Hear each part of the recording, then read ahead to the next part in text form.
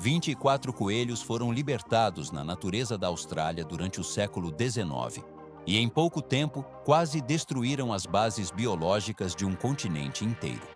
Como é que uma praga biológica desta magnitude se transformou na chave secreta para uma operação financeira de 10 mil milhões de dólares? Exatamente 100 anos depois deste evento, a China reuniu 1.200.000 destes mesmos animais para executar uma estratégia de engenharia ambiental sem precedentes. Este plano utiliza a biologia para sustentar uma estrutura de vidro e silício tão vasta que é perfeitamente visível a partir do espaço exterior. O processo apenas está cobrando força. 41% da superfície total do planeta Terra já é composta por desertos. Esta estatística revela que quase metade do solo global é considerado terra morta, enquanto outros 40% enfrentam o perigo iminente de serem consumidos pelo avanço das areias. A desertificação atinge 27,4% de todo o território chinês, criando uma crise de proporções colossais. Esta área afetada equivale a quase 4 vezes a extensão territorial do estado do Texas, nos Estados Unidos. Mais adelante se complica. O deserto de Kubuqi atua como o epicentro deste desastre geológico, onde as condições climáticas são extremas e constantes.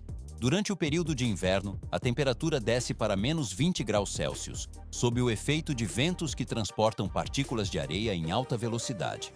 No verão, o cenário inverte-se com um calor abrasador que desidrata o solo de forma profunda. Registros históricos indicam que esta região já foi composta por pastagens verdes, rios e aldeias estabelecidas. Mas o equilíbrio quebrou-se. O vento ganhou força, a vegetação desapareceu e a areia iniciou o seu movimento de expansão. Tudo se torna mais complexo. À primeira vista, a expansão das dunas parece um fenômeno lento, mas em Kubuqi a areia avançou mais de 40 quilômetros para o leste em apenas algumas décadas. Estruturas de areia atingem 60 metros de altura, ameaçando soterrar habitações e infraestruturas circundantes. Se pode notar como as dunas se deslocam sob a pressão atmosférica, alterando a topografia de forma violenta. A engenharia transformou esta instabilidade numa sequência de intervenções técnicas precisas. Este avanço das massas de areia obrigou à criação de barreiras físicas e biológicas para conter o soterramento de áreas habitáveis. Sistemas de monitorização por satélite registram a movimentação de cada formação de areia com precisão milimétrica. O processo de contenção exige a estabilização prévia do terreno antes de qualquer construção de infraestrutura. Transição ao seguinte nível. Equipamentos pesados operam na periferia do deserto para nivelar as cristas das dunas mais instáveis. A logística necessária para transportar materiais de construção para o interior de um território de areia móvel requer soluções de tração e pavimentação especializadas. O metal das máquinas entra em contato direto com o silício abrasivo, exigindo manutenção constante dos componentes hidráulicos. O metal se posa em camadas de proteção para evitar a corrosão mecânica. O material está pronto para a fase seguinte de processamento técnico. 60 metros de altura, el equivalente a un edificio de 20 plantas, alcanzaban las masas de arena que avanzaron implacables sobre carreteras y zonas de cultivo. Esta expansión desértica sepultaba infraestructuras enteras a su paso, provocando la pérdida anual de 20 millones de toneladas de alimentos bajo un manto árido. ¿Por qué las medidas gubernamentales previas no lograron detener este avance devastador? A pesar de la perforación de pozos profundos, la prohibición estricta del pastoreo y la instalación de barreras físicas, el desierto ganaba terreno continuamente, poniendo en riesgo la subsistencia de 400 millones de personas en el norte de China. Pero esto es solo el comienzo. El proceso de degradación parecía irreversible para las autoridades y la población local. Sin embargo, en medio de esta atmósfera cargada de partículas en suspensión, un profesor llamado Wang Wenbiang inició un proyecto que la mayoría calificó de irracional.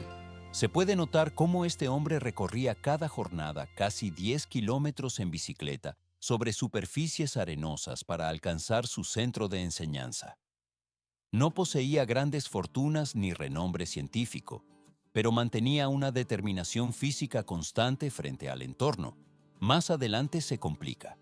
La bicicleta quedaba frecuentemente bloqueada hasta la mitad de las ruedas por la acumulación de sedimento durante los días de viento extremo.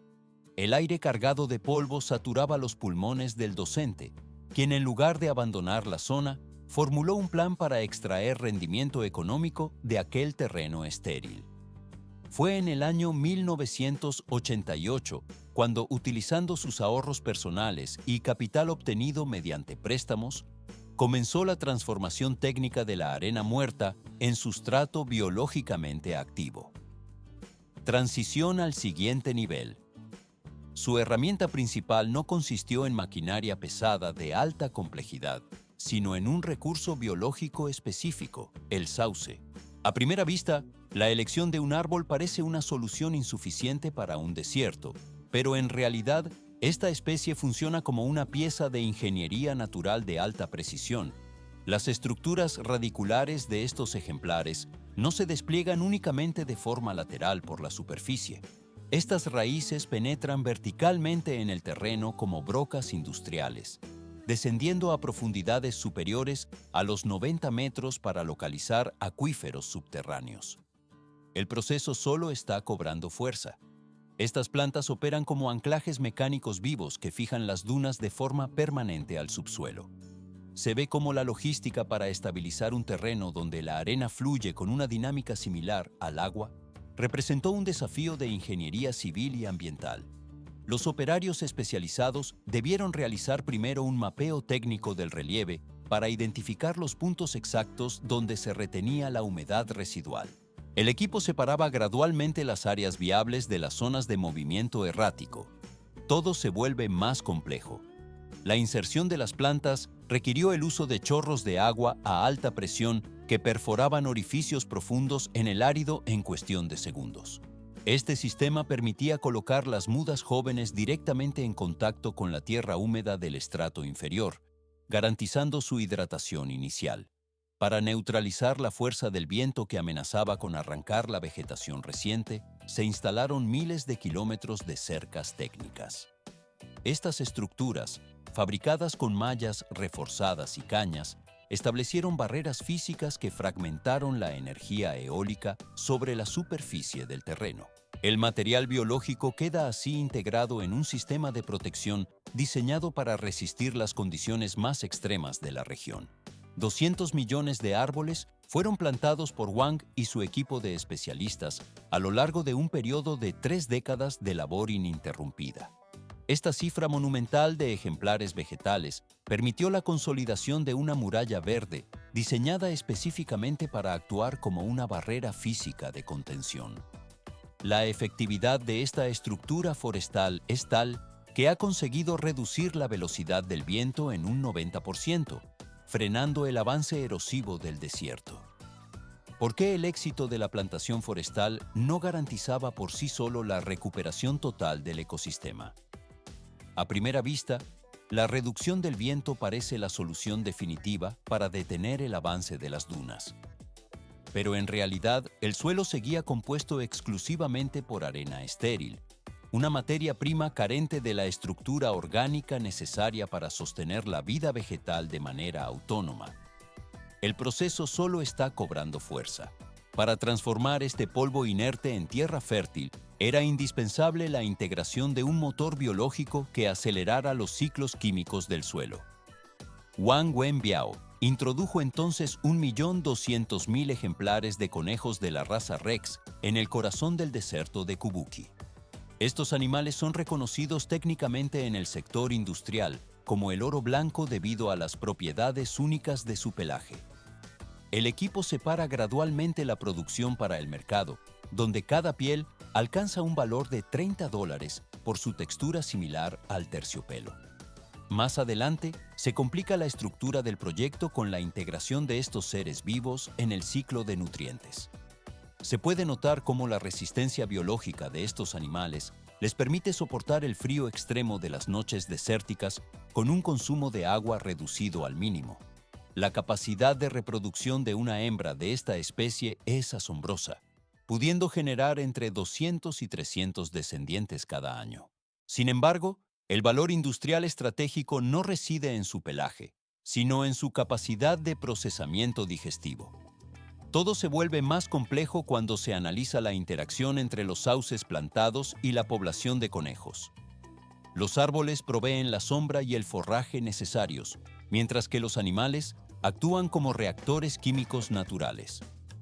Las aspas de los sistemas de ventilación en las granjas ecológicas giran incesantemente mientras el ciclo de transformación ocurre. El estiércol producido por millones de conejos es un compuesto de alta densidad técnica rico en nitrógeno, fósforo y potasio. Estos elementos químicos son los activadores esenciales que el sustrato desértico requiere para iniciar su transición biológica. Transición al siguiente nivel. Cuando este fertilizante natural se deposita de manera masiva sobre el terreno, la composición física de la arena experimenta una metamorfosis observable. Se ve cómo la superficie deja de ser un manto dorado y seco para convertirse en una capa oscura, húmeda y cargada de materia orgánica. Este proceso de formación de humus se ve potenciado por el hecho de que el sistema digestivo del conejo no destruye las semillas de las hierbas que consume.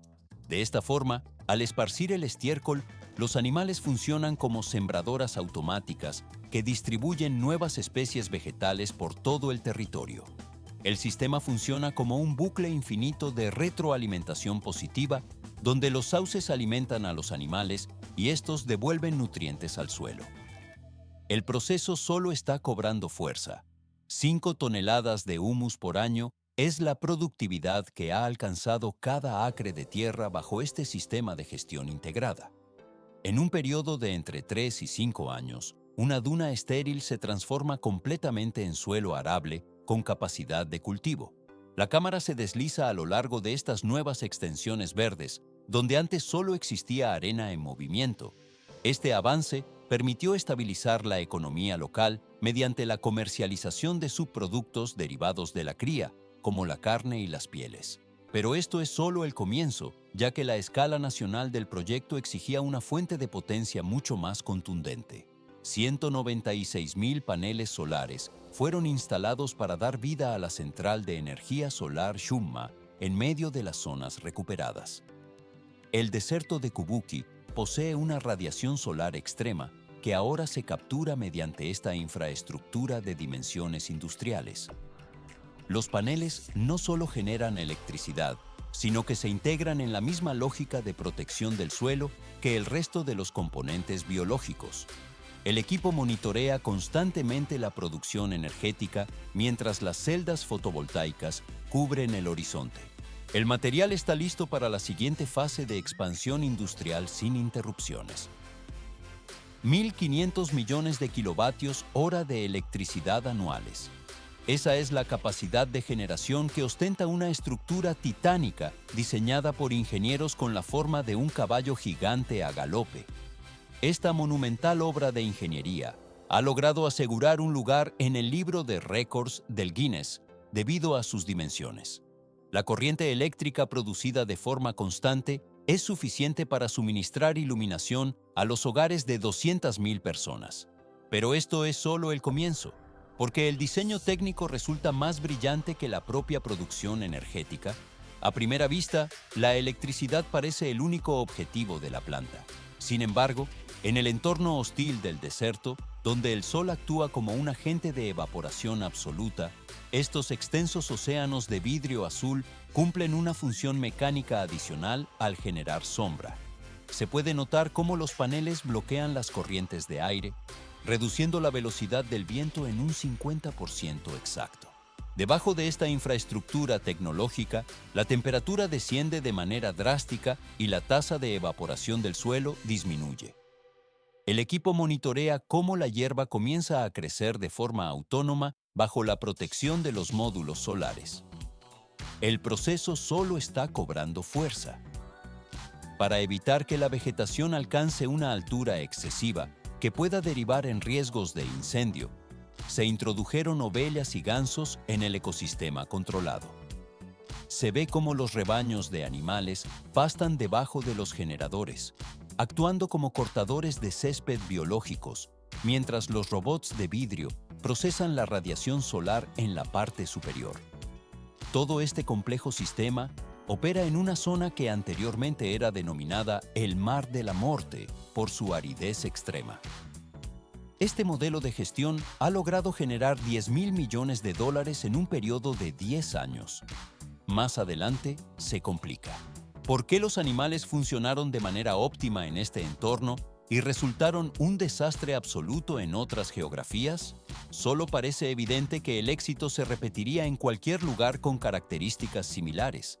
Pero al trasladar el análisis 6.000 kilómetros hacia el sur, específicamente hasta Australia, la narrativa de los lepóridos se transforma en una secuencia de devastación ecológica.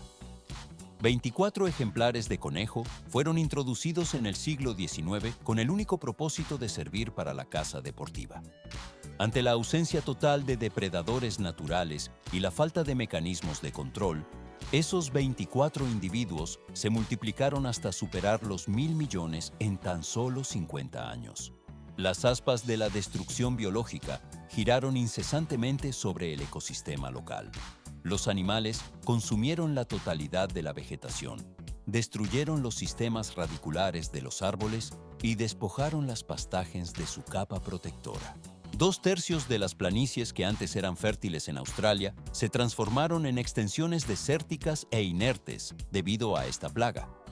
El gobierno australiano implementó medidas extremas para mitigar el avance. Construyeron cercas kilométricas que se extendían por 3.000 kilómetros, utilizaron cargas de explosivos y liberaron agentes virales específicos en el ambiente. Nada de esto funcionó para frenar la expansión descontrolada. Transición al siguiente nivel. La diferencia fundamental entre ambos casos reside exclusivamente en el concepto de control industrial.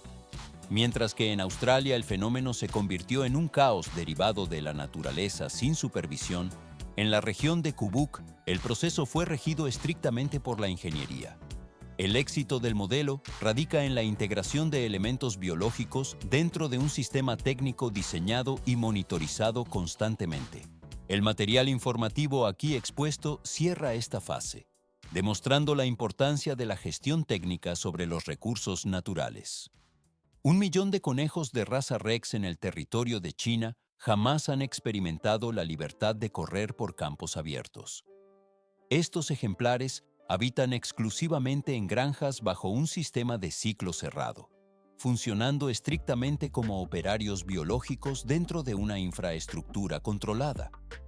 ¿Por qué se gestiona la vida de estos animales con tal rigor matemático?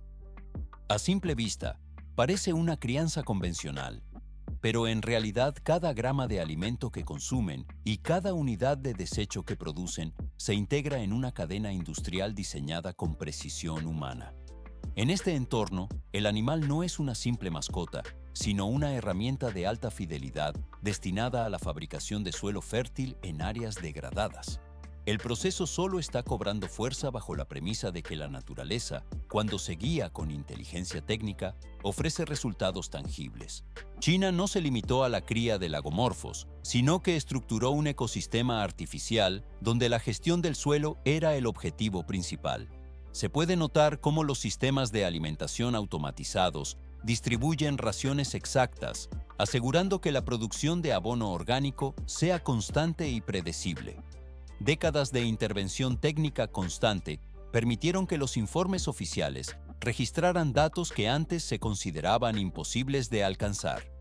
El agua subterránea, almacenada en las capas profundas de la corteza, comenzó a elevarse de manera sostenida.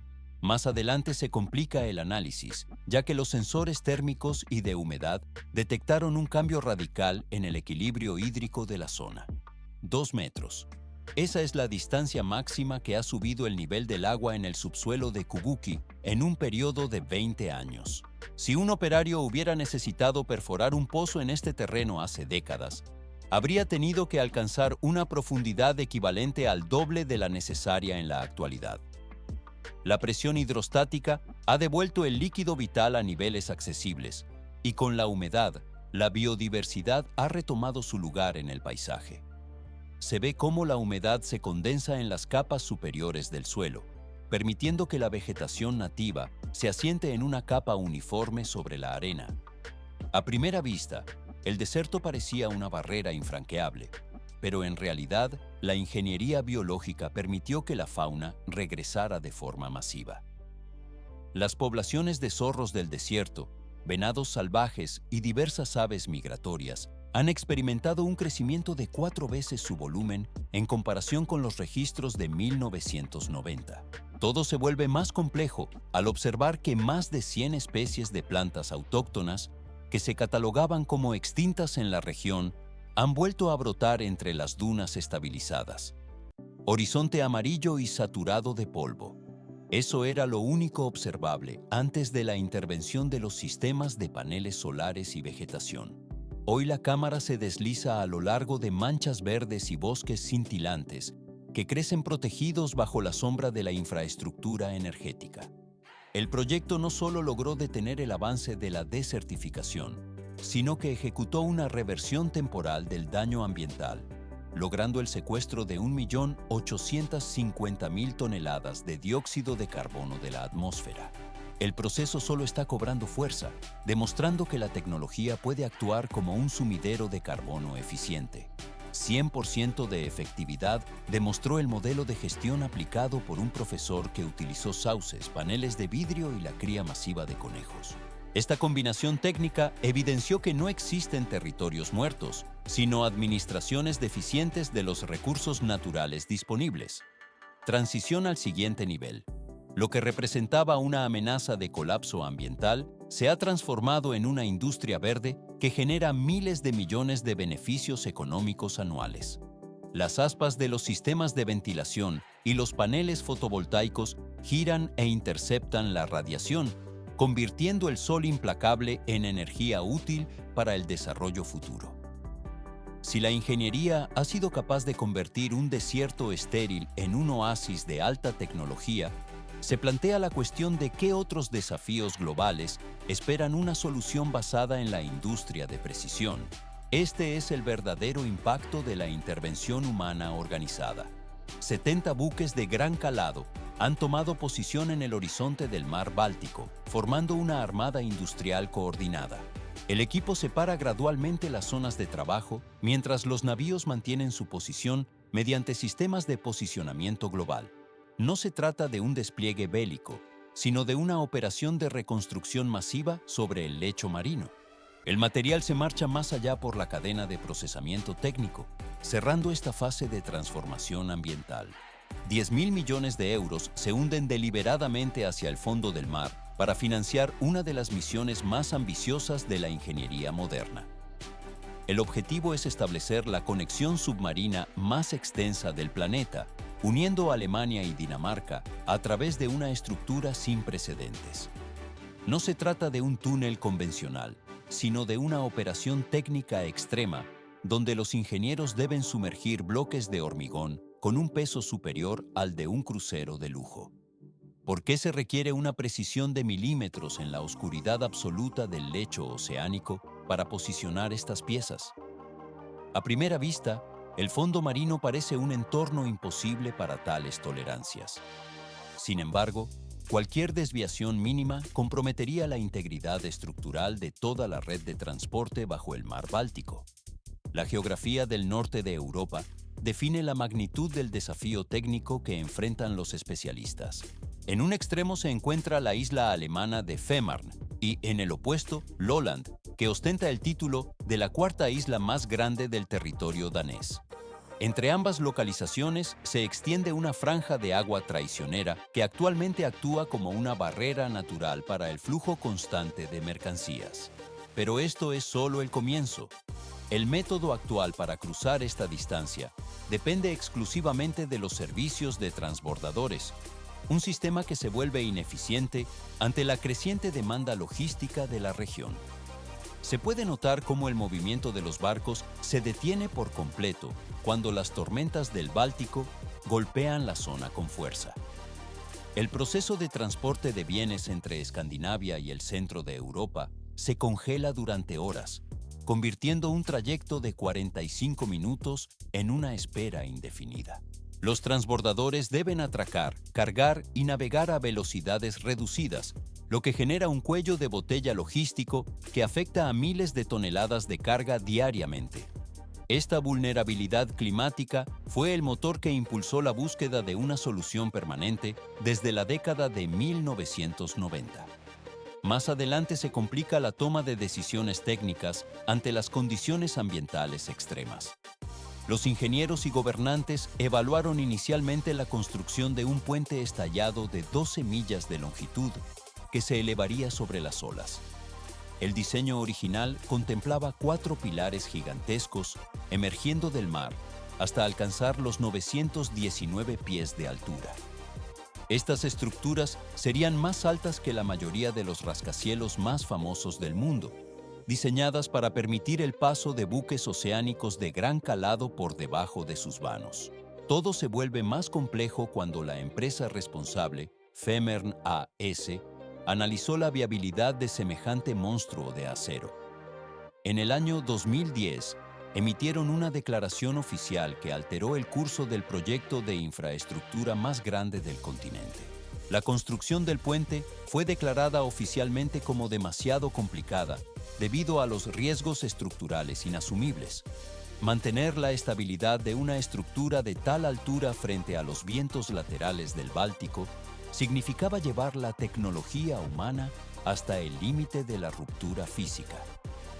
¿Por qué decidieron los expertos abandonar la superficie para perforar la oscuridad del subsuelo marino? El cambio de estrategia no fue motivado por un ahorro económico, ya que el túnel requiere una inversión de 5.500 millones de euros, cifra muy similar al presupuesto del puente. La razón técnica reside en la eliminación total de los riesgos asociados a los fenómenos meteorológicos y las rachas de viento. Al descender bajo la tierra, la infraestructura se vuelve inmune a las tormentas, garantizando un flujo constante de tráfico sin importar las condiciones externas en la superficie del agua. Se ve cómo el plan evolucionó hacia la creación de una estructura de 11 millas, posicionándose como una de las obras de ingeniería más colosales jamás concebidas. En esta etapa no termina la dificultad, pues surge la interrogante de cómo ejecutar una construcción de tal magnitud en mitad del océano. No es posible simplemente trasladar los cuerpos de trabajo al lecho marino sin una logística de apoyo masiva. La preparación del terreno requiere el movimiento de millones de metros cúbicos de sedimento para crear la zanja donde descansarán los bloques de hormigón. El equipo de dragado trabaja incesantemente para nivelar el suelo marino antes de que las piezas gigantescas comiencen su descenso controlado hacia la profundidad del estrecho.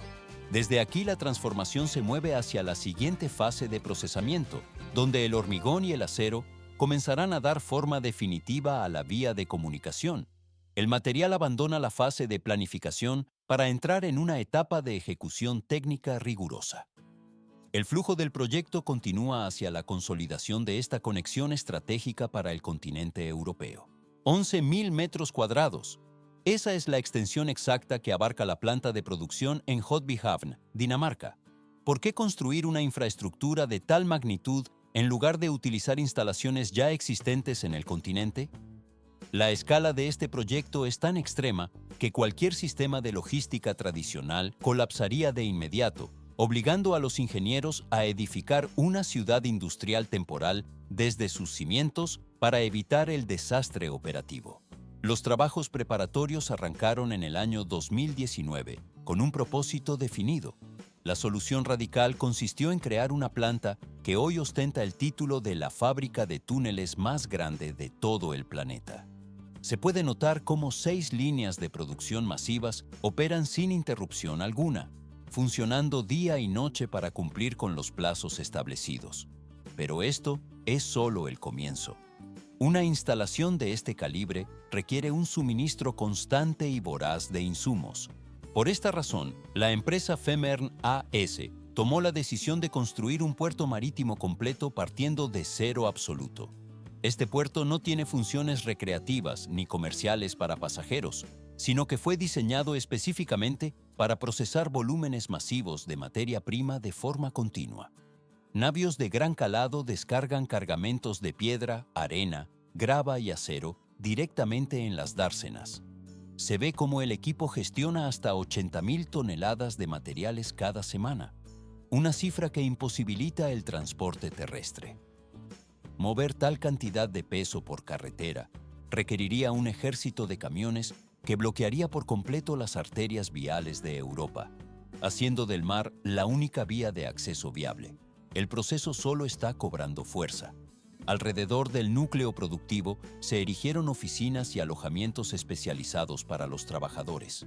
Esta comunidad técnica opera con el objetivo único de alimentar la maquinaria industrial que unirá finalmente a dos naciones.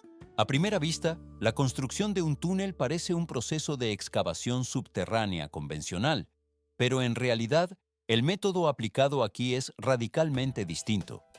El túnel no se excava mediante tuneladoras en el lecho marino, sino que se ensambla como un sistema de bloques de construcción a una escala titánica. Estas piezas representan los objetos de concreto más pesados que la ingeniería humana ha intentado desplazar en la historia. Cada sección individual del túnel alcanza una longitud de 712 pies. Transición al siguiente nivel. Dos campos de fútbol colocados en línea recta apenas igualan la extensión de uno de estos segmentos. La estructura posee una anchura de 131 pies y una altura de 33 pies, lo que equivale físicamente a un edificio de 3 niveles recostado sobre el suelo. Pero es en la masa del objeto donde las cifras se vuelven abrumadoras para el cálculo convencional. 73.500 toneladas es el peso exacto de cada una de estas secciones de hormigón armado. Para establecer una comparativa técnica, se puede pensar en un crucero moderno como el MS Zuiderdam, que transporta a 2.000 pasajeros y pesa 82.000 toneladas. Cada fragmento que sale de la línea de producción pesa casi lo mismo que un buque de crucero completo de gran calado. Todo se vuelve más complejo. El proyecto no requiere una cantidad pequeña de estas estructuras para completar la conexión. La fábrica debe producir un total de 79 secciones de estas dimensiones titánicas antes de finalizar la obra. Se puede notar la magnitud del desafío al considerar que se está creando una flota entera de naves de piedra destinadas a yacer en el fondo marino. La cámara se desliza a lo largo de las estructuras terminadas mientras los sistemas hidráulicos preparan el movimiento de las piezas. El equipo separa gradualmente las fases de colado y secado para garantizar la integridad estructural de cada bloque. El acero y el concreto se fusionan en una capa uniforme que resistirá la presión del agua durante décadas. El material abandona la línea de producción, pasando a una fase tranquila antes de su colocación final. 73.000 toneladas. Ese es el peso de los bloques de hormigón que deben ser desplazados, transportados y hundidos con una precisión quirúrgica absoluta. ¿Por qué la planta de fabricación debía ubicarse obligatoriamente en la línea de la costa? Mover estas estructuras colosales por tierra firme resultaría físicamente imposible debido a sus dimensiones y masa extrema. Sin embargo, mientras la fábrica opera a pleno rendimiento en el litoral, en el mar se ejecuta una maniobra de cirugía planetaria a gran escala. 70 embarcaciones pesadas trabajaron de forma simultánea en el estreito de Fehmarn durante el punto más alto de actividad. La misión asignada a esta flota era directa, pero de una ejecución brutal. Debían excavar una trinchera profunda en el lecho marino para ocultar el túnel de forma segura. Se puede notar cómo las dragas operan sin descanso, ya que no era posible simplemente depositar la estructura sobre el fondo oceánico. El túnel requería estar enterrado para garantizar su protección frente al impacto de anclas de barcos y la fuerza de las corrientes marinas. Pero esto es solo el comienzo. Las dragas trabajaron día y noche para remover el suelo marino a lo largo de una franja de 11 millas de longitud. ¿Por qué el suelo de esta zona representa un desafío tan extremo para la ingeniería? A primera vista, el fondo del mar parece una superficie uniforme. Pero en realidad, la geología local es una mezcla compleja de arcilla blanda y caliza dura como la piedra. lo que forzó a los buques a realizar actualizaciones constantes en su maquinaria para evitar roturas en los equipos de excavación. 49 pies de profundidad y 164 pies de anchura fueron las dimensiones finales de la trinchera excavada. El equipo separa gradualmente la roca del sedimento mientras el proceso solo está cobrando fuerza. El volumen de material extraído es incomprensible para la escala humana convencional. 76 millones de pies cúbicos de suelo y roca fueron arrancados del abismo marino mediante este proceso mecánico. Más adelante, se complica la gestión de estos residuos. En lugar de descartar el material, los ingenieros decidieron utilizar estos sedimentos para crear una geografía completamente nueva.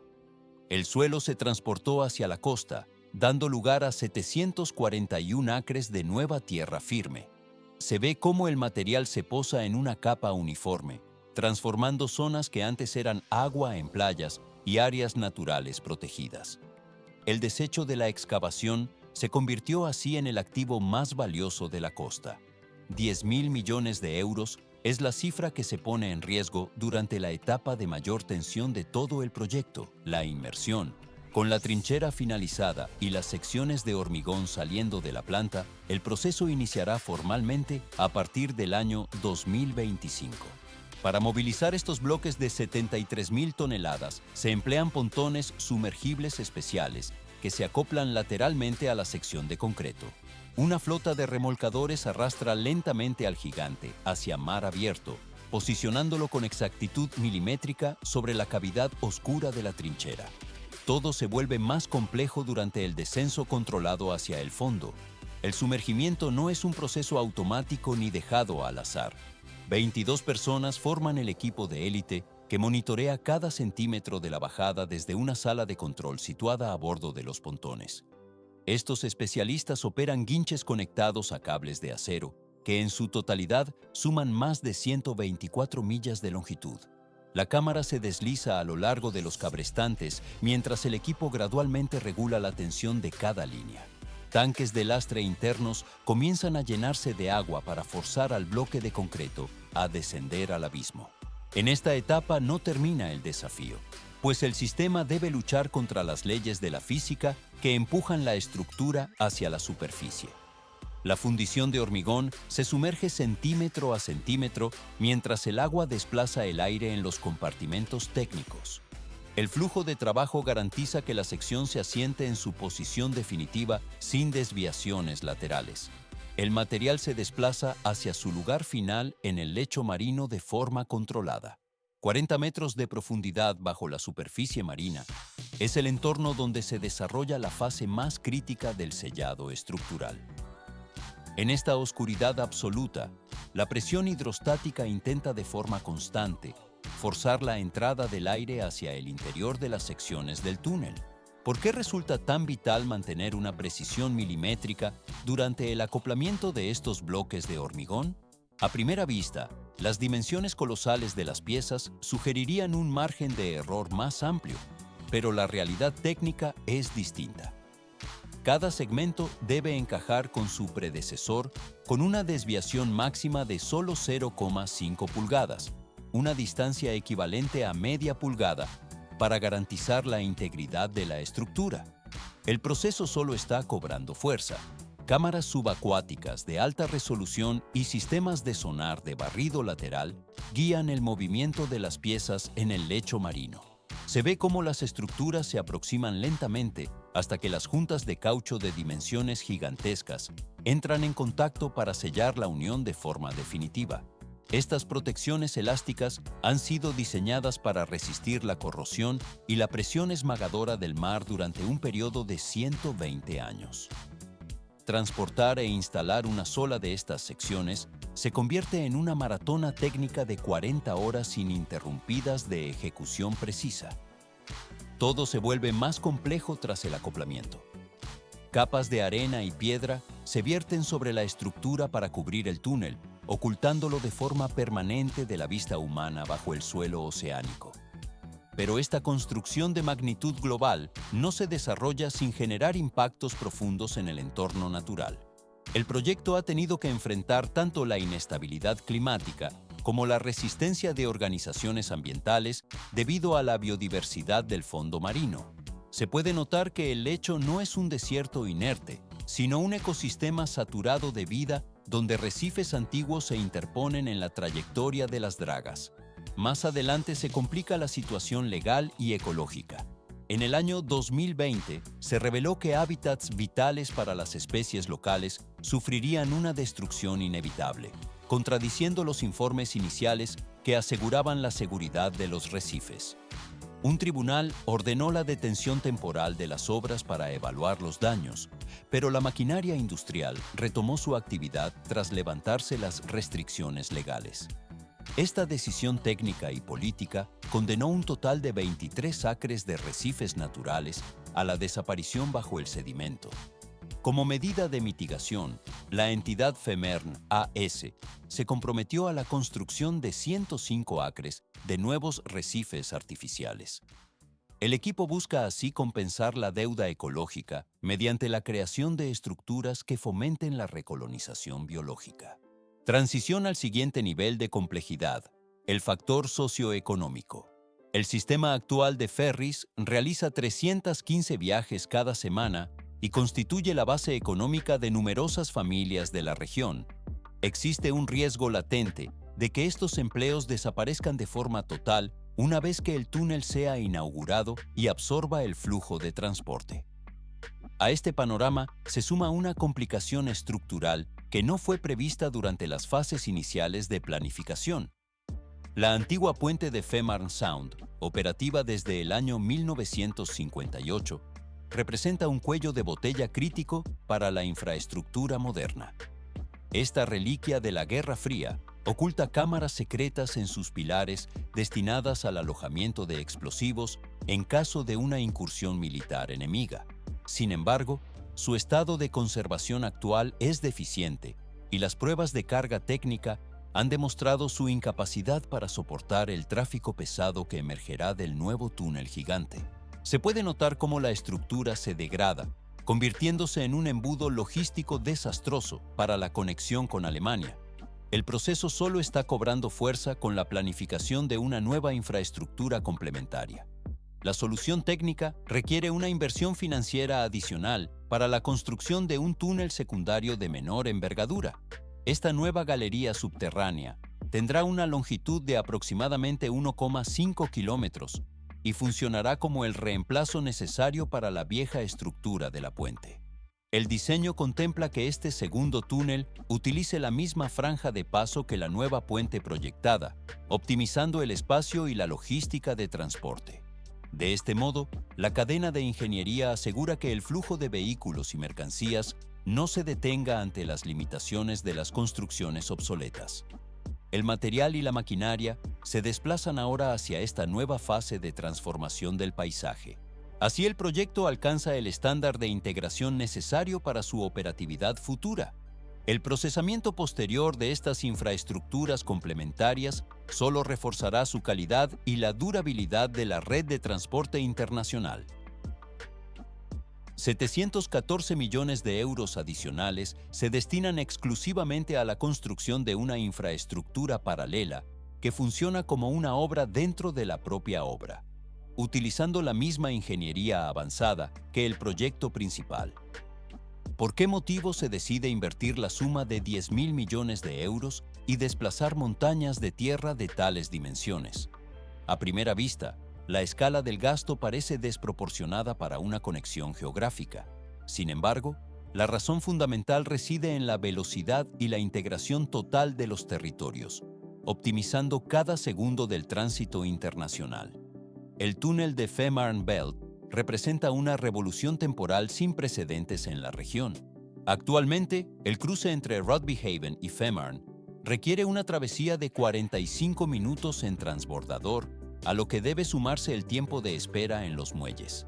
Una vez que la estructura submarina entre en funcionamiento, un automóvil podrá completar el trayecto hacia el país vecino en tan solo 10 minutos.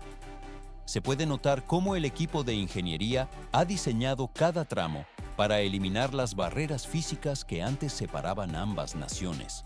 Más adelante, se complica el nivel de eficiencia cuando se analiza el transporte ferroviario. Los nuevos trenes de alta velocidad se desplazarán por el interior del túnel a una velocidad de 124 millas por hora. Este avance técnico reduce la travesía del estrecho a únicamente 7 minutos bajo el nivel del mar. 7 minutos exactos para cruzar una distancia que antes dependía de las condiciones marítimas y la logística portuaria. El proceso de transporte solo está cobrando fuerza con esta integración. La transformación geográfica que esto provoca es inmensa para la conectividad europea. El viaje entre Copenhague y Hamburgo, las dos metrópoles de mayor relevancia en la zona, requiere actualmente de casi 5 horas de trayecto constante. Con la apertura del túnel, este intervalo temporal se reduce drásticamente a 2 horas y media de viaje total. De repente, Dinamarca y Alemania dejan de operar como vecinos distantes para consolidarse como una única zona económica integrada mediante infraestructura fija. Esta obra se erige como la prueba definitiva de la ambición técnica contemporánea. Se rechaza la geografía natural como un destino inamovible, optando por la construcción de fábricas titánicas y la creación de nuevas extensiones de tierra firme. Se ve como enormes bloques de concreto se sumergen en el abismo marino para ganar apenas 2 horas de tiempo. En el esquema del mundo moderno, el tiempo se confirma como el recurso de mayor valor, y Europa ha destinado 10.000 millones de euros para adquirir una fracción adicional de este. Pero esto es solo el comienzo de la transformación. 60 lámparas se fabrican cada segundo que transcurre en las líneas de producción globales. Esto supone una cifra superior a los 2.000 millones de unidades manufacturadas en todo el mundo durante cada ejercicio anual. Se puede notar cómo las aspas y los mecanismos de ensamblaje giran incesantemente para satisfacer la demanda del mercado internacional. Pero esta no es una descripción basada únicamente en el volumen de producción masiva. Una revolución silenciosa ocurre en el interior de cada hogar, permitiendo un ahorro global superior a los 200.000 millones de dólares en consumo de electricidad cada año. ¿Cómo se produjo este salto tecnológico tan radical en la industria de la iluminación? Durante décadas, el estándar fue un frágil filamento de metal encerrado en un bulbo de vidrio, el cual operaba ardiendo a temperaturas increíblemente elevadas para generar luz. A primera vista parece un sistema sencillo, pero su ineficiencia energética era absoluta. Transición al siguiente nivel con la llegada del semiconductor microscópico. Este componente es actualmente más pequeño que un grano de arroz y ha sustituido por completo a los antiguos filamentos incandescentes. ¿Cuál es el secreto industrial que permite que una lámpara convencional dure 1.200 horas, mientras que la nueva tecnología puede superar las decenas de mil de horas de uso continuo? El equipo de control de calidad supervisa cómo el calor se disipa de forma eficiente en estos nuevos dispositivos. El metal se posa en capas uniformes dentro de los circuitos para garantizar una conductividad perfecta. El proceso técnico detrás de la fabricación de estos semiconductores implica una precisión de escala nanométrica. Mientras que las antiguas bombillas desperdiciaban la mayor parte de la energía en forma de calor residual, los nuevos diodos gestionan el flujo de electrones con una pérdida mínima. Todo se vuelve más complejo al analizar la pureza de los materiales utilizados en la base de la lámpara. El material abandona el horno de producción y se encamina hacia la fase final de ensamblaje automatizado. El camino de la luz continúa su evolución técnica de forma constante. 2.300 grados Fahrenheit. Esa es la temperatura exacta que alcanzan los quemadores de gas para iniciar la transformación del vidrio en la producción de iluminación clásica. El proceso de la lámpara incandescente, representante de la era del fuego, se pone en marcha sobre una cinta transportadora rotativa que desplaza tubos de vidrio transparente. Cada cilindro perfectamente formado se convierte en el bloque de construcción fundamental para el futuro involucro. Las piezas se sujetan con firmeza entre dos cabezales mecánicos antes de sumergirse en un baño de llamas intensas y constantes. ¿Para qué se somete el material a un calor tan extremo de forma inmediata? A primera vista, el vidrio parece una estructura rígida e inalterable.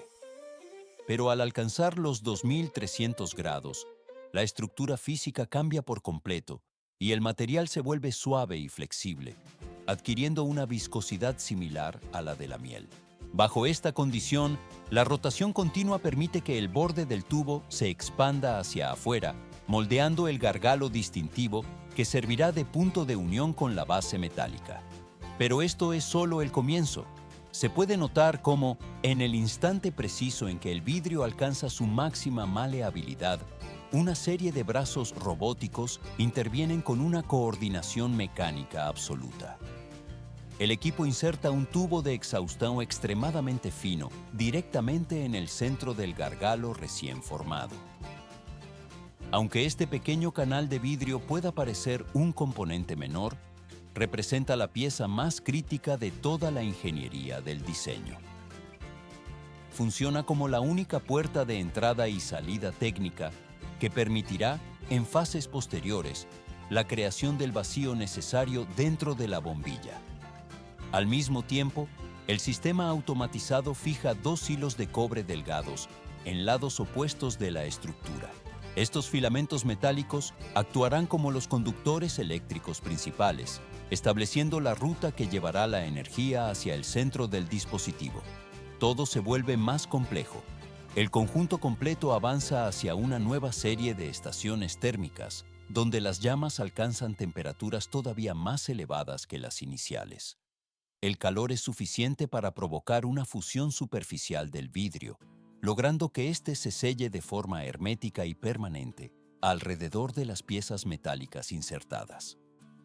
Una unidad mecánica independiente entra en escena para doblar los hilos de cobre con un movimiento suave pero firme. Se ve cómo la máquina les otorga una forma de ganchos pequeños que se curvan hacia el interior de la estructura. Estos soportes no cumplen una función estética, sino que están diseñados específicamente para sostener el elemento que generará la luz. El proceso solo está cobrando fuerza. Cada unidad de vidrio es supervisada por sensores ópticos de alta precisión, los cuales verifican que la formación de cada pieza cumpla con una tolerancia de apenas una fracción de pulgada. Parece un proceso de ensamblaje sencillo debido a la velocidad de la línea, pero en realidad cualquier mínima desviación invalidaría la integridad de la lámpara. Una vez que el soporte estructural se considera terminado, la maquinaria y el personal técnico inician la transición al siguiente nivel de fabricación. Se trata de la etapa más delicada de todo el ciclo, que consiste en la instalación del filamento de tungsteno. En una zona de trabajo aislada, una bobina de este metal se desenrolla bajo una tensión controlada. 4000 grados Fahrenheit es la temperatura que este metal extraordinario puede resistir sin desintegrarse ni perder su estructura física. El tungsteno se selecciona precisamente por esta capacidad térmica única, que lo sitúa por encima de casi cualquier otro material conductor. El equipo de precisión estira y enrolla el cable en bobinas de dimensiones microscópicas, donde cada muelle resultante posee un peso y un grosor apenas perceptibles. La cámara se desliza a lo largo de los manipuladores que colocan estos delicados resortes sobre los ganchos de cobre previamente preparados. El material alcanza la preparación para la forma final de manera gradual y sistemática. 7 micras. Esa es la medida exacta del grosor que presentan estos componentes, siendo una dimensión considerablemente más delgada que un cabello humano promedio.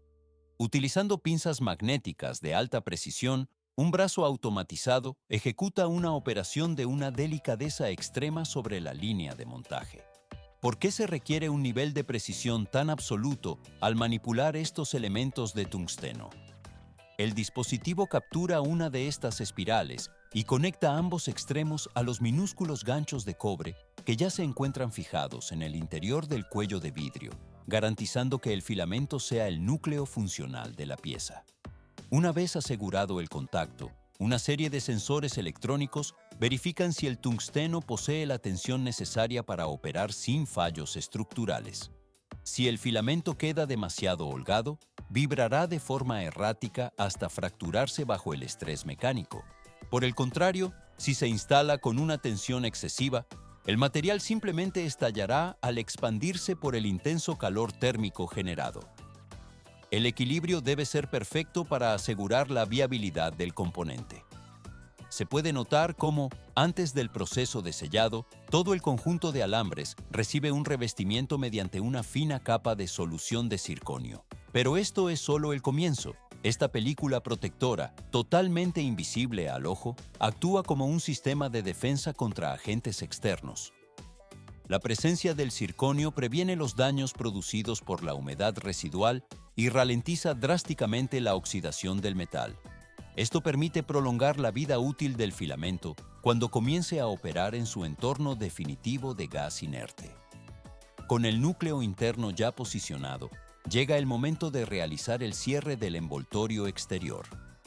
El cuello completo junto al filamento se fijan firmemente en una pinza rotativa de alta velocidad. El envoltorio de vidrio redondo, que constituye el cuerpo transparente de la lámpara, se posiciona justo en el lado opuesto de la maquinaria. Más adelante se complica. Varios brazos robóticos sincronizados hacen girar ambas piezas en direcciones opuestas mientras guían la zona de unión a través de una serie de chamas de gas constantes. Estas llamas, que alcanzan temperaturas de aproximadamente 1600 grados Fahrenheit, logran ablandar el material en cuestión de pocos segundos. Se ve cómo el vidrio se funde en una única conexión molecular, tan impecable que la costura resulta casi invisible tras la fusión. Inmediatamente después, la unidad, que ahora forma una sola pieza, se desplaza hacia una zona de enfriamiento por aire forzado. El flujo de gas frío impacta sobre la superficie para impedir que el vidrio, aún maleable, sufra deformaciones geométricas indeseadas. Cientos de unidades avanzan por la cinta transportadora en un estado casi finalizado, aunque todavía resta el proceso de sellado al vacío. Una vez que las dos secciones de vidrio se han fusionado, la pieza entra en una de las fases más críticas para determinar su durabilidad general: la extracción del aire y la posterior inyección de gas inerte. El objetivo técnico aquí es generar un entorno completamente libre de moléculas de oxígeno. A primera vista, el aire parece inofensivo, pero en realidad, el oxígeno es el enemigo mortal del tungsteno. Si entraran en contacto a alta temperatura, el filamento ardería y desaparecería en una fracción de segundo. Cada unidad se coloca con precisión en una cabeza de bomba de vacío que cuenta con una junta de goma para asegurar la estanqueidad. Ese fino tubo de escape situado en el cuello se conecta directamente al sistema de succión industrial. Todo el procedimiento de evacuación se extiende durante un tiempo de entre 10 a 12 segundos solamente.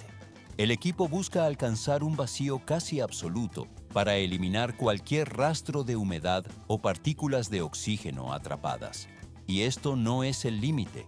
Justo después de obtener el nivel de vacío requerido, un inyector automatizado libera una dosis medida de una mezcla de argón y nitrógeno. Este gas seleccionado es de carácter inerte, lo que significa que no generará ninguna reacción química con el filamento cuando éste se encuentre incandescente. Su función es actuar como una capa protectora que ralentiza la evaporación de los átomos de tungsteno. Se puede notar cómo esta atmósfera controlada impide que se formen residuos oscuros o manchas de hollín en la cara interna del vidrio durante el uso. El proceso solo está cobrando fuerza hacia su resolución técnica. Una vez que el sistema detecta que se ha alcanzado la presión interna correcta en el bulbo, el ciclo de preparación química finaliza. El material se marcha más allá por la cadena de producción para recibir los toques finales. 1800 grados Fahrenheit es la temperatura mínima que alcanza la antorcha de gas al entrar en contacto con la punta del tubo de escape. ¿Por qué se aplica un calor tan extremo en un punto tan localizado de la estructura? Una aplicación de fuego convencional no lograría la fusión inmediata necesaria para el sellado. El vidrio se funde de manera instantánea bajo la llama, cerrándose sobre sí mismo para atrapar el gas inerte en el interior de la ampolla de forma permanente. El proceso solo está cobrando fuerza. La lámpara ahora se encuentra herméticamente cerrada, pero carece de un sistema de conexión eléctrica funcional. Se puede notar cómo un brazo robótico de alta velocidad posiciona la base de aluminio premoldeada con una precisión de milímetros sobre el cuello del vidrio. El equipo gradualmente ensambla los componentes mecánicos para integrar la bombilla en el sistema eléctrico. Dos finos hilos de plomo emergen desde el corazón de la lámpara y se extienden hacia el exterior para establecer el contacto. El primer conductor se desliza a través del orificio central, ubicado en la base, donde una soldadura de calor de alta precisión lo fija de manera definitiva. El segundo hilo se desplaza hacia el lateral de la carcasa de aluminio, soldándose firmemente para garantizar el cierre total del circuito eléctrico. Todo se vuelve más complejo en la fase de verificación. Cientos de unidades se alinean sobre la banda transportadora para enfrentar la prueba de resistencia del filamento de tungsteno. A primera vista, el movimiento parece una simple traslación, pero en realidad cada soporte de prueba se conecta de forma automática a una fuente de alimentación activa. El sistema activa un ciclo acelerado de encendido y apagado que se prolonga durante 90 segundos exactos por cada onda de producción. Esta secuencia mecánica simula las condiciones de uso en el entorno real, sometiendo al filamento a una tensión física constante. Durante este intervalo, la corriente eléctrica se incrementa de forma progresiva desde el 50% hasta alcanzar el 120% de la tensión nominal. Se ve cómo la luz emitida aumenta de intensidad mientras los sensores monitorean la integridad del metal. Si el tungsteno no soporta la sobrecarga, la unidad se destruye al instante y los mecanismos automáticos la retiran de la cadena de montaje. Las últimas lámparas incandescentes abandonan la línea de producción, emitiendo un brillo cálido de tono dorado. Pero esto es solo el comienzo de una transición tecnológica mayor. En el entorno de las plantas industriales contemporáneas, la lámpara de diodos emisores de luz, o LED, ha ocupado el lugar de su predecesora. La fabricación de estos dispositivos no requiere de cámaras de vacío ni de la inyección de gases inertes para su funcionamiento. El proceso se vuelve más técnico al centrarse en la gestión térmica del chip emisor de luz interno. A diferencia de las bombillas de filamento, estas unidades dependen de una disipación de calor excepcional para evitar la degradación del semiconductor. La cámara se desliza a lo largo de las prensas, donde barras sólidas de aluminio alimentan máquinas de fundición de alta presión. El equipo moldea gradualmente la estructura principal, integrando las aletas de enfriamiento, características que definen su geometría externa. Transición al siguiente nivel. Estas carcasas metálicas se someten a procesos de perforación y pulido intensivo para eliminar cualquier irregularidad en el material. Se puede notar cómo las superficies se vuelven perfectamente lisas para maximizar la transferencia térmica desde el chip hacia el aire circundante.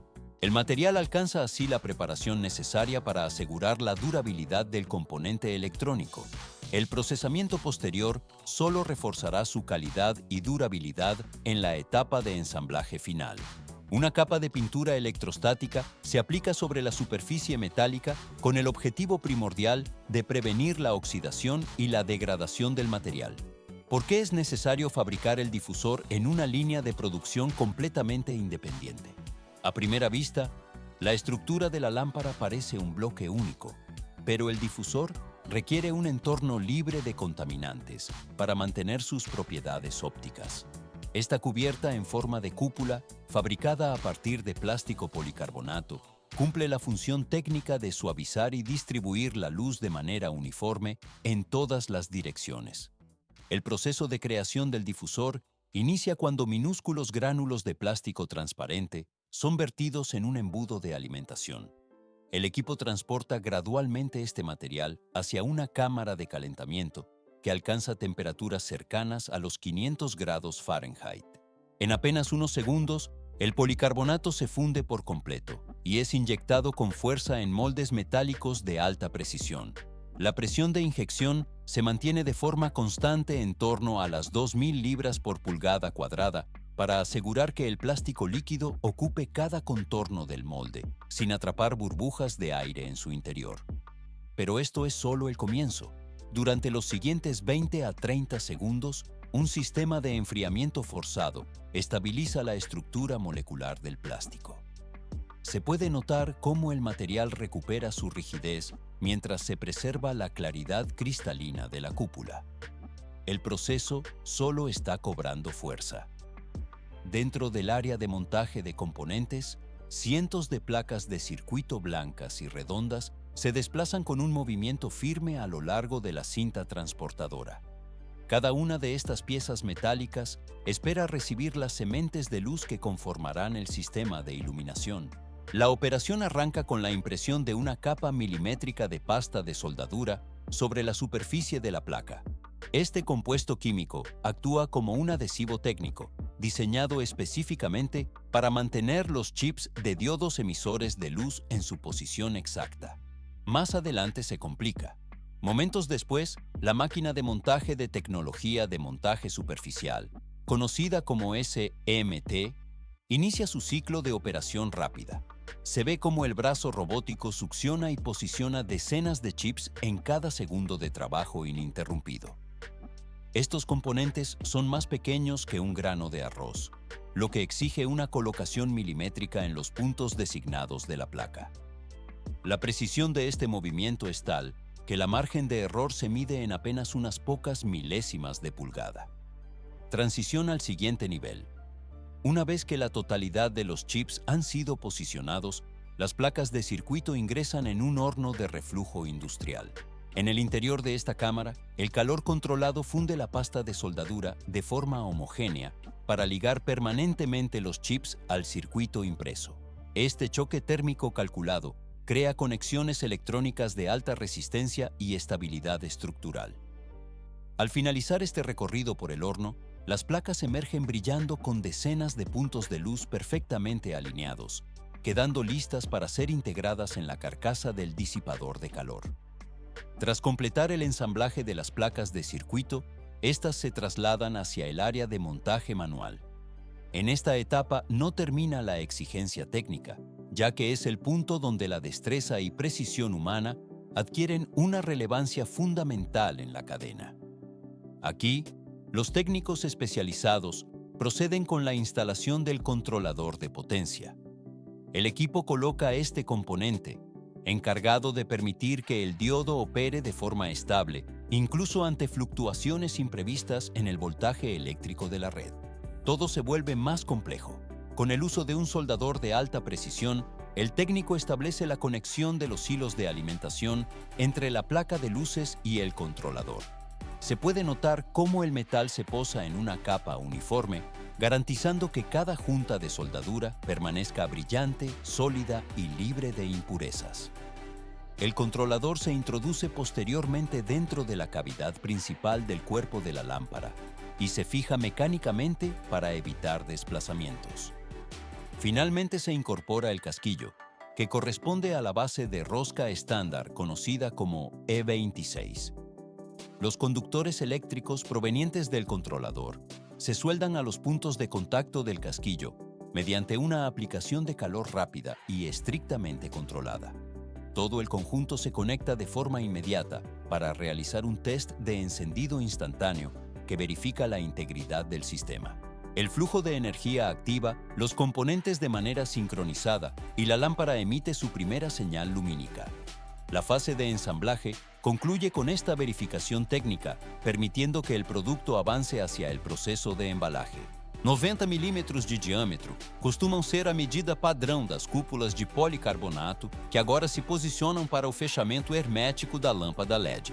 Braços robóticos equipados com ventosas de alta precisão capturam estas coberturas transparentes e as deslocam com movimentos calculados até o topo de cada unidade em processamento. Por que a aplicação de um selante é executada com tal rigor milimétrico antes da montagem final? Uma vedação incompleta permitiria a entrada de partículas de oxigênio e umidade, o que degradaria os componentes eletrônicos internos em poucos meses. Por isso, um fino anel de silicone, formulado para suportar variações térmicas extremas, é depositado de forma circular e contínua ao longo de toda a borda de contato. O braço mecânico exerce uma pressão constante contra a estrutura de alumínio para consolidar a união química e física entre as partes. Se pode notar como o excesso mínimo de adesivo se acomoda sob a borda, criando uma barreira impenetrável contra agentes externos como o pó. Mas isto é só o começo. Após um período de cura de alguns segundos para a estabilização do material, as lâmpadas avançam por uma correia transportadora em direção ao túnel de verificação técnica. Sensores ópticos de alta sensibilidade interceptam o fluxo para medir o brilho exato, o índice de difusão e a temperatura da cor em Kelvin. O sistema monitora a estabilidade da luz para detectar qualquer cintilação imperceptível ao olho humano, garantindo que a iluminação se espalhe de maneira perfeitamente homogênea. Tudo se torna mais complexo se os parâmetros divergem do padrão, mas as unidades aprovadas seguem sem interrupção para a célula de embalagem automatizada. Aqui, sistemas robóticos organizam cada lâmpada em bandejas antiestáticas especiais, enquanto impressoras a laser marcam códigos QR e números de lote diretamente nas mangas protetoras de polímero. 1.200 horas foi o marco de durabilidade alcançado por Thomas Edison apenas um ano após sua primeira invenção funcional em 1879. A primeira lâmpada incandescente da história conseguia operar por apenas 40 horas consecutivas antes do rompimento do filamento. A tecnologia de vácuo e carbono inaugurou a era da eletrificação global, mas a eficiência térmica era mínima, convertendo a maior parte da energia em calor residual. Transição ao seguinte nível. No início do século XXI, a substituição do tungstênio por circuitos semicondutores alterou radicalmente o paradigma da iluminação moderna.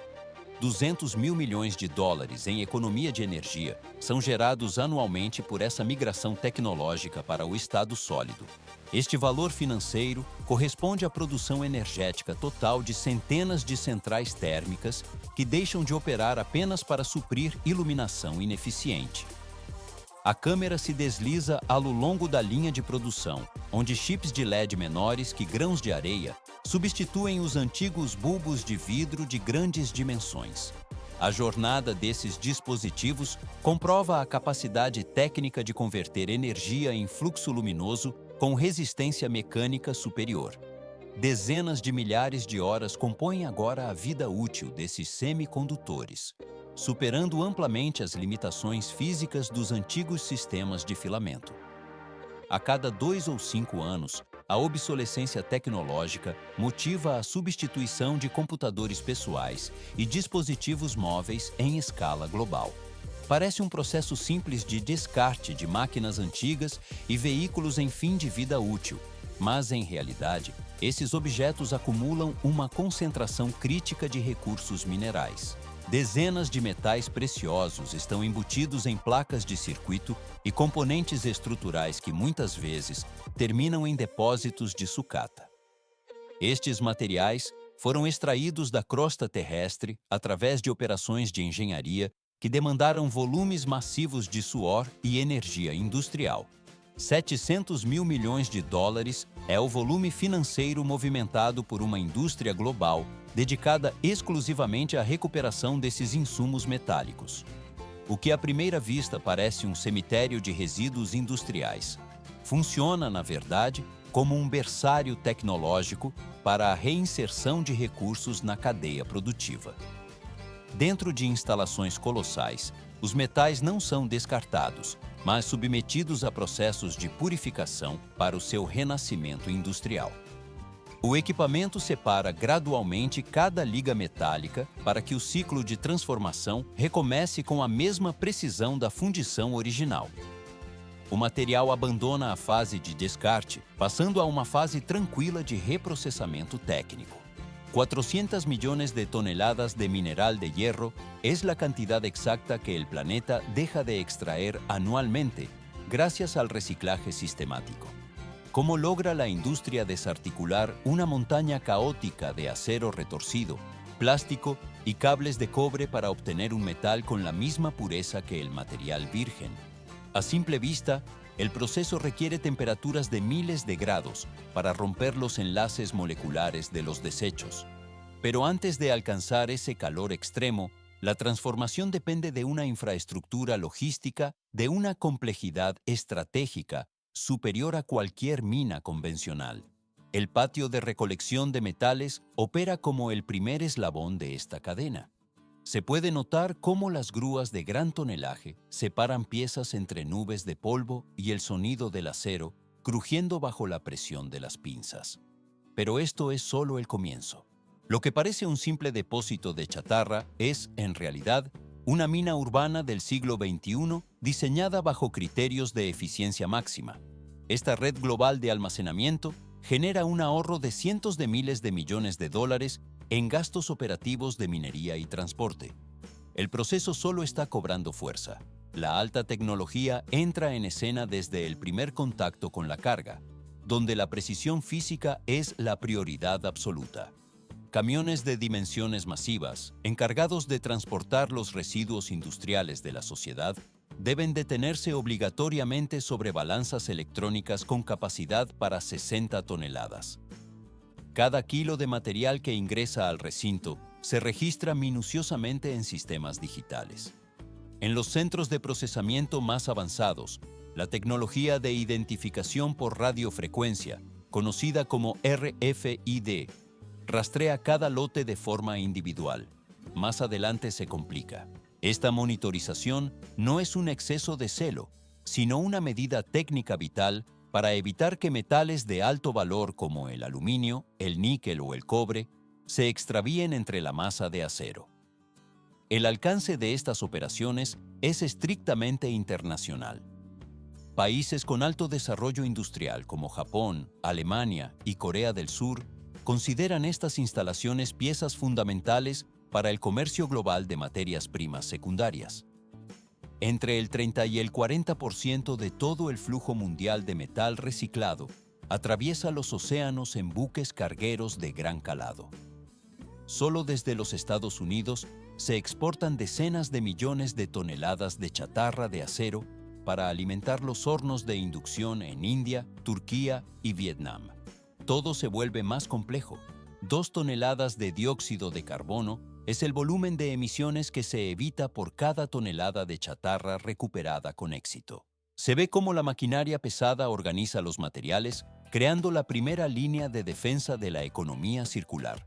A primera vista, la recolección parece una tarea mecánica de ordenamiento, pero en realidad es un proceso químico y físico preventivo. En su estado original, con formas irregulares y volúmenes desproporcionados, el metal reciclado representa un desafío logístico extremo. Además de su dificultad de manejo, la chatarra en este estado inicial de procesamiento conlleva riesgos operativos elevados por su inestabilidad estructural. El material abandona la zona de pesaje y se dirige hacia el interior de la planta de tratamiento. Desde aquí, la transformación se mueve hacia la siguiente fase de procesamiento: 3.000 libras por pulgada cuadrada. Esa es la presión implacable que ejercen los sistemas de compactación modernos para domar la chatarra antes de su transporte. ¿Por qué se aplica una fuerza tan extrema a materiales que ya parecen simples desechos? A primera vista, el proceso busca reducir el volumen para logística, pero en realidad la prioridad absoluta es la seguridad operativa. La compresión total elimina los espacios vacíos internos que podrían albergar gases inflamables, residuos de aceite o, en el peor de los casos, baterías de litio defectuosas que causarían explosiones durante el traslado. Garras hidráulicas de gran alcance agarran carcasas de automóviles desmantelados y estructuras de maquinaria industrial para arrojarlas al interior de los compactadores. Se puede notar cómo el metal retorcido se dobla bajo el siseo de los pistones mientras la pluma se inclina lentamente. El equipo comprime cientos de kilogramos de acero en cuestión de minutos, transformando el caos estructural en un bloque denso y sólido. Pero esto es solo el comienzo. Los fardos resultantes presentan dimensiones estandarizadas que miden típicamente entre 20 y 40 pulgadas por cada lado. Se ve cómo estos cubos metálicos se apilan con precisión, maximizando cada pulgada de espacio en los contenedores o camiones de carga. Una sola batería olvidada, si fuera aplastada de forma incorrecta sin este control, podría desatar un incendio incontrolable. Gracias a esta etapa técnica, el material peligroso se convierte en un bloque compacto y gestionable para su fundición posterior. El proceso solo está cobrando fuerza. Todo se vuelve más complejo cuando aparecen componentes mezclados como motores, computadores, electrodomésticos y densos faixes de hilos. Estos elementos constituyen una amalgama de decenas de materiales diferentes que se encuentran ligados físicamente de forma intrincada. Parece un desafío separar tales compuestos mediante métodos mecánicos convencionales, pero en realidad se requiere una destrucción total y controlada. Para lograr la pureza del material, es necesario desintegrar la unión física de los metales. Transición al siguiente nivel. Los residuos complejos son enviados directamente al corazón pulsante de la línea de reciclaje, conocido como el triturador. Dentro de la cámara de esmagamiento, martelos de acero pesado giran a velocidades vertiginosas que oscilan entre las 500 y las 2000 rotaciones por minuto. El equipo golpea la sucata repetidamente con un impacto seco y constante. La cámara se desliza a lo largo del eje central donde la fuerza centrífuga rasga el metal en fragmentos minúsculos de apenas algunos centímetros o incluso milímetros de diámetro. La eficiencia del sistema es notable debido a la velocidad de procesamiento de los fragmentos. Se puede notar cómo las aspas giran incesantemente mientras el polvo se asienta lentamente en los sistemas de filtrado de la planta. Un único sistema de trituración opera con una capacidad variable que depende estrictamente del tipo de material alimentado y la configuración de los martillos. Más adelante se complica la separación química, pero la etapa de reducción física garantiza que cada gramo de metal sea liberado de su estructura original. El material triturado abandona la cámara de esmagamiento cayendo en una capa uniforme sobre las cintas transportadoras. Las piezas grandes han sido contenidas y transformadas en una materia prima granulada, lista para la siguiente fase de clasificación. Desde aquí, la transformación se mueve hacia la siguiente fase de procesamiento sin prisa. 5 a 100 toneladas de chatarra por hora es la capacidad operativa que estas máquinas procesan dentro de su diseño estructural. El objetivo fundamental de esta violencia controlada no se limita únicamente a la reducción de dimensiones físicas de los objetos. ¿Por qué se aplica una fuerza tan devastadora sobre el metal sólido?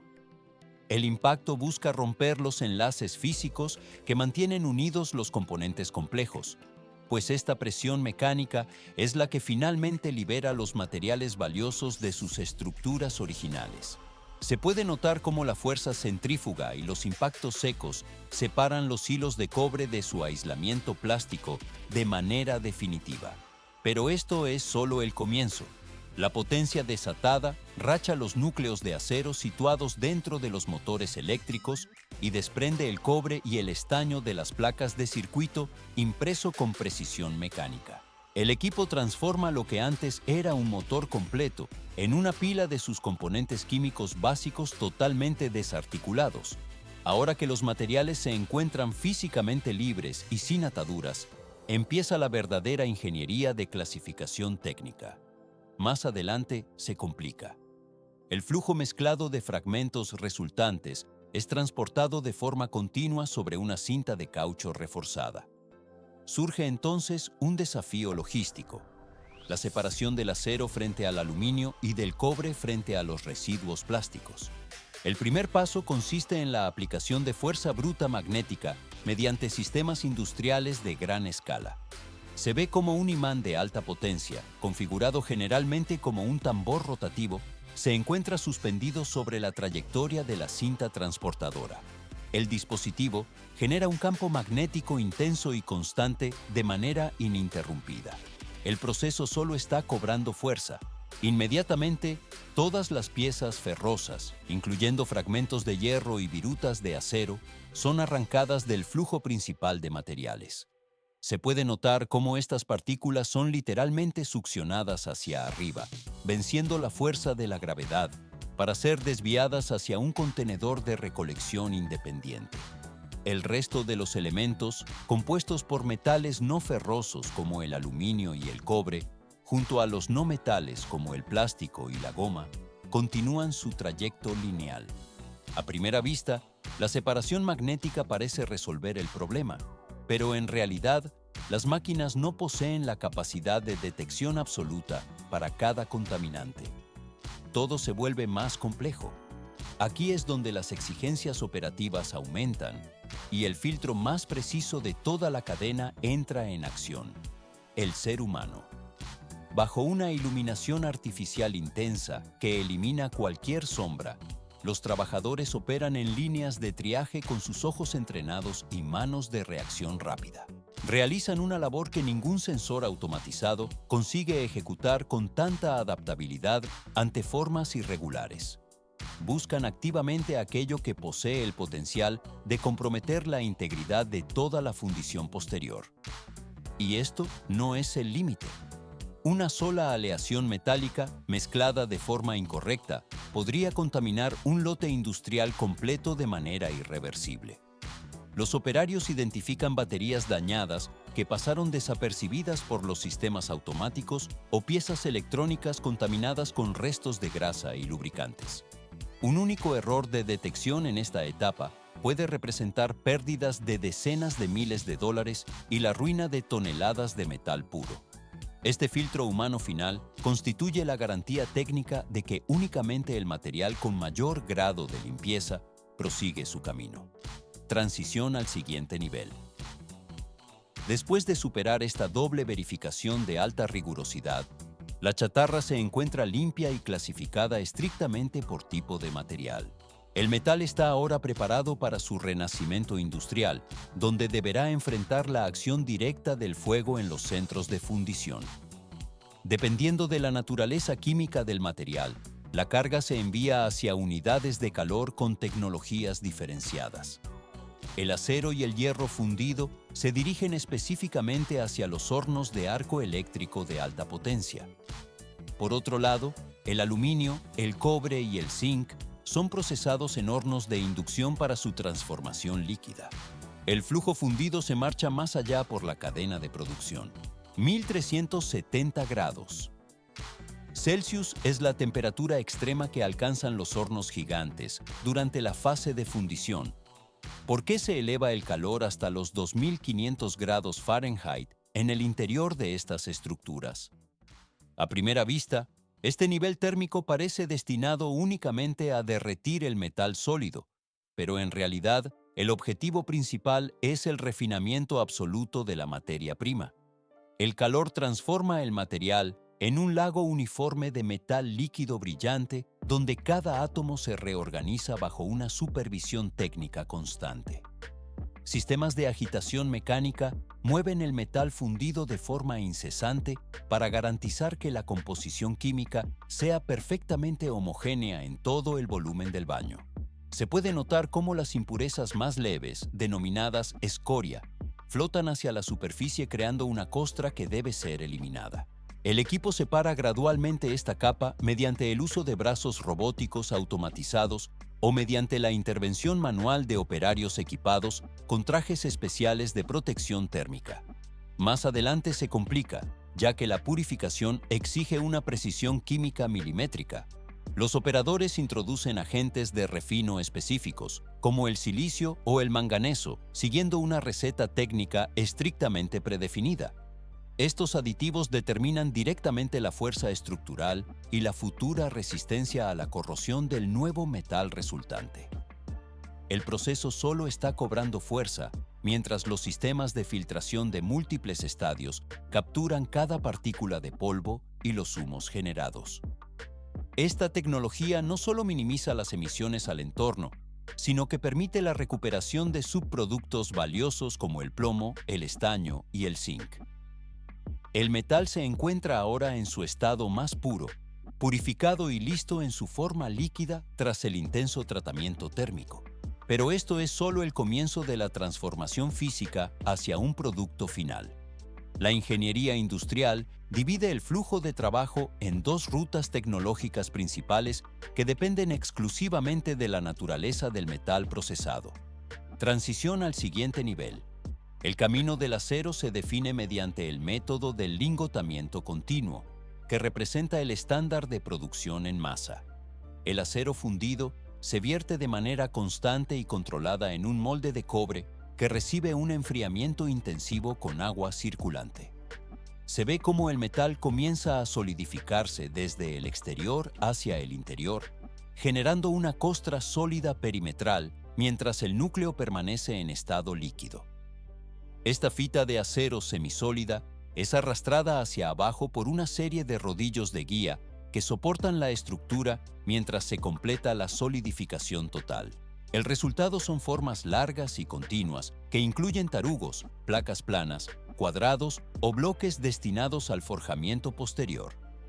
Todo se vuelve más complejo cuando estas secciones deben ser divididas mediante el uso de mazaricos de óxido y combustible en longitudes estándar, 660 grados Celsius o 1220 grados Fahrenheit.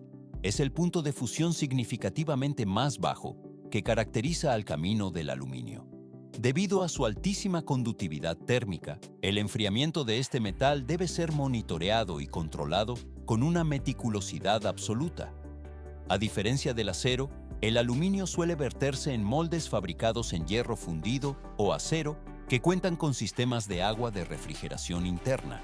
Y esto no es el límite, pues cualquier fluctuación térmica demasiado brusca podría generar rachaduras superficiales o el atrapamiento de gases internos. A primera vista, el enfriamiento parece una etapa pasiva, pero en realidad es un equilibrio delicado entre el calor residual y el frío aplicado para evitar la ruina del lingote. Una vez que el metal recupera su estado sólido, debe someterse a una inspección final obligatoria antes de ser despachado hacia las fábricas de automóviles o las constructoras. Las aspas y herramientas de corte aparan las bordas irregulares de los lingotes de aluminio para asegurar una geometría precisa.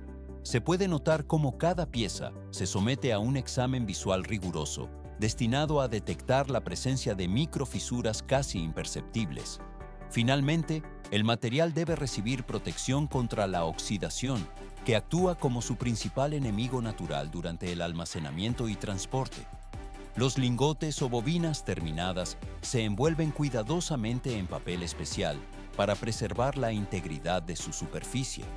El procesamiento posterior solo reforzará su calidad y durabilidad en las aplicaciones finales. El material abandona el área de acabado, pasando a una fase tranquila de logística.